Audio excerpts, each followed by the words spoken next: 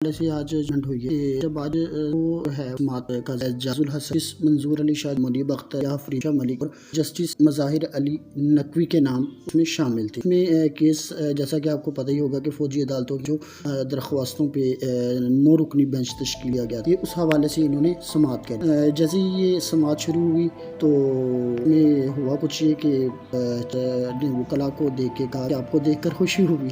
बिल्कुल आपको याद होगा कि आज से कुछ देर पहले जब खान साहब अदालत में पेश हुए थे, उस वक्त भी चीफ जस्टिस साहब ने कहा था कि nice to see you, nice to meet you.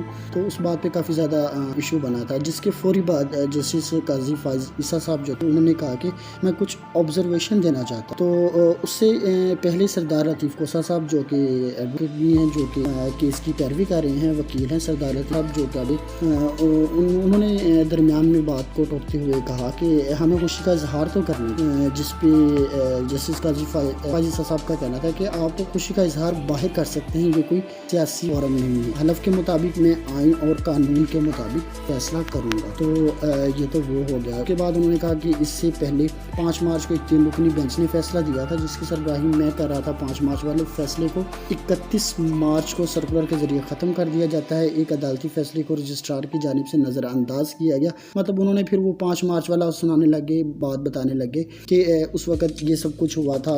मतलब वो अपनी ऑब्जर्वेशंस दे रहे थे पिछले केस पे, जो कि 5 मार्च को आया था, जिसमें वो चीफ जस्टिस ऑफ पाकिस्तान के वो जो मोटो केसेस के हवाले से वो बात। ताहम जो आज की जो केस की जो बात थी वो उन्होंने अभी तक स्टार्ट नहीं की थी, मतलब कि वो अभी तक पिछले बात करना चाहते। उसके बाद साथ ही उन्होंने अचानक से ये बात कर दी कि मैं उस वक्त तक किसी बेंच में नहीं बैठ सकता जब तक practice and procedure bill case का फैसला नहीं होता। साथ ही उन्होंने कि मैं बेंच से उठ रहा हूँ, माजरत चाहता हूँ, जजेस को रहमत दी। जस्टिस काजी और इसके साथ टूट गया। तो एतजाज हसन साहब बोले कि काजी साहब को ये केस सुनना चाहिए था। मतलब वो ये बोल के वो तो चले गए। एतजाज हसन साहब ने चीफ ऑफ पाकिस्तान के सामने बोले काजी साहब को ये केस सुनना चाहिए, तो जिस पे चीफ ऑफ पाकिस्तान उमर अता बंदयाल इसका कुछ करते हैं। तो उसके बाद तमाम जजेस जो हैं वो अदालत से चले गए। तो बात वही आ जाती है कि इस मुल्क के काफी अनाम इंसानों के बुनियादी यानी कि काजी साहब ने माजरत कर ली। वही बात आ गई कि जहाँ पे कानून और आइन का मसला होता है वहाँ पे ये लोग एक साथ नहीं होते। तो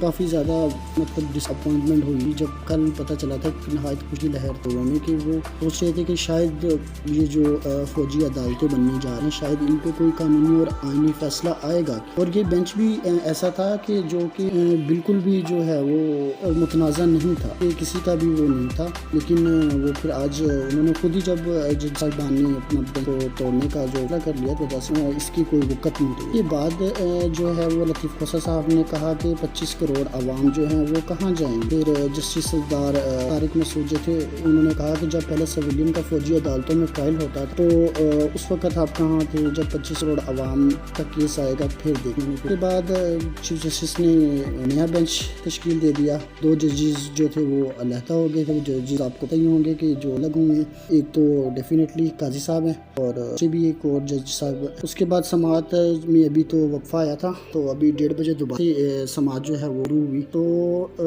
यही था कि अभी जो है वो फिलहाल काजी साहब जो हैं वो इसमें नहीं है। तो जो नया बेंच बना है उसमें चीफ जस्टिस उमर अता बंदयाल हैं, जस्टिस एजाजुल हसन हैं, जस्टिस सैयद मंसूर अली शाह हैं, जस्टिस मुनीब हैं, जस्टिस याहिया आफी हैं, जस्टिस सैयद मज़ाहिर अकबर नकवी और शामिल। तो काजी फाइज ईसा साहब सुप्रीम कोर्ट से ही मुअत्तल शुदा एक कानून के मुताबिक वाइस से एक तरह इनकार कर।